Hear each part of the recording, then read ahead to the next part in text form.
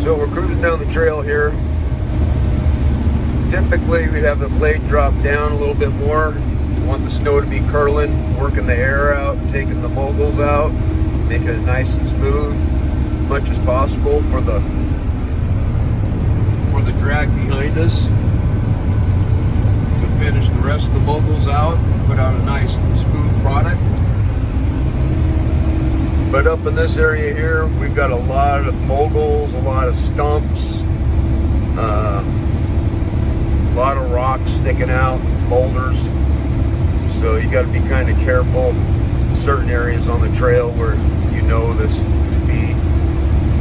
Got a lot of ravines. This is called Deep Creek Trail for a reason. There are ravines. There's ravines right here. You just can't see them because of all the snow.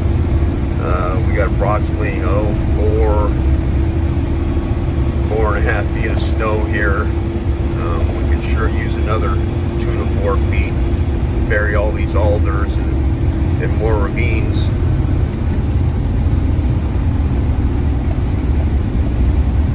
Bear with me a second. It's kind of hard to hold the phone and control the blade.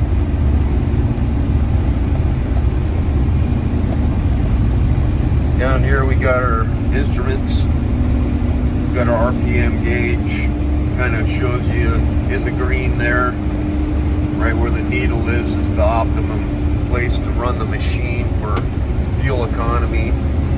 And typically you want to be running right around 7-8 miles an hour. Puts out a better product for you. Snow curls better. Get a lot less ripple from the drag. Typically the drag stays about 6 inches to a foot off the snow, depending on the snow. Everything's a variable.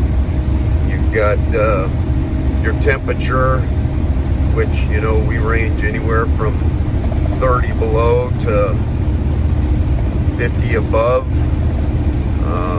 Snow can be wet, really hard to manipulate. Just wants to sit out in front of your blade and not process through the blade properly. You really want to get that curl going on, so it works the air up out of the snow and kind of keeps it in front of you under the machine instead of pushing it out to the sides and creating berms, which can be hazardous to riders that aren't paying attention. That, you know, we got really flat light today, which makes it really difficult to see. Some areas I can't even see the trail that I previously did previous this week.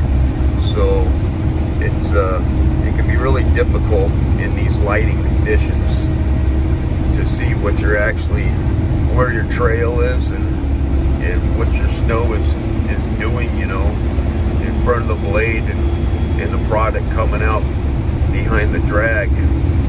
So this is a really beautiful area.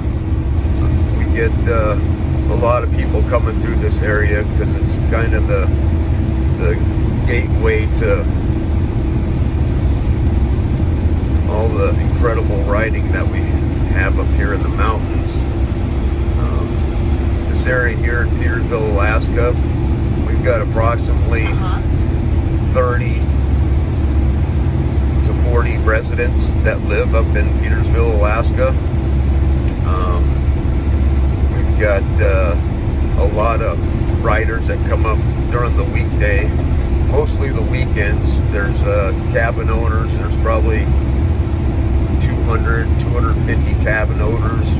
Don't quote me on that, but there's a bar restaurant called the Forks Roadhouse.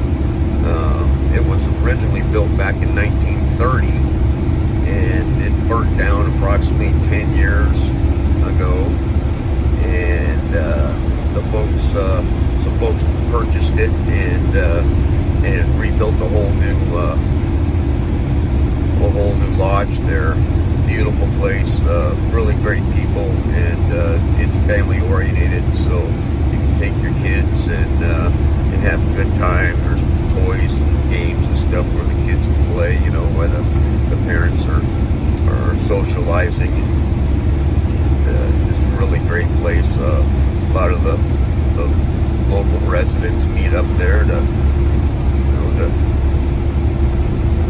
each other, and tell their stories. And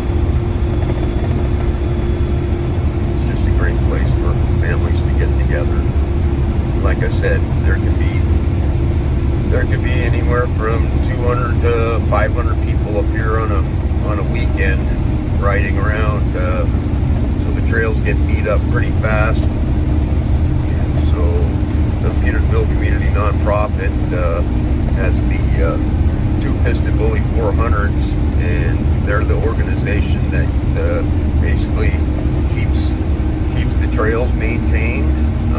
They also have the SARS, which is the search and rescue here in Petersville. So anytime there's a person out there that's injured or gets wrecked or lost, or we've the search and rescue is a group of amazing people. A lot of them are residents, and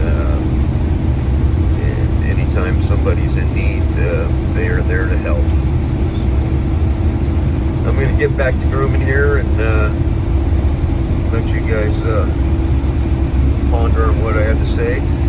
One of these days I'm going to make some content videos as far as maintenance operations of the machine, and show you just how these things work and how much time and maintenance is actually spent on these things.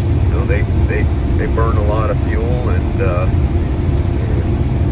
it takes a lot of money to keep this program in action. So anybody out there that'd like to donate to the Petersville Community Nonprofit, we would sure appreciate it.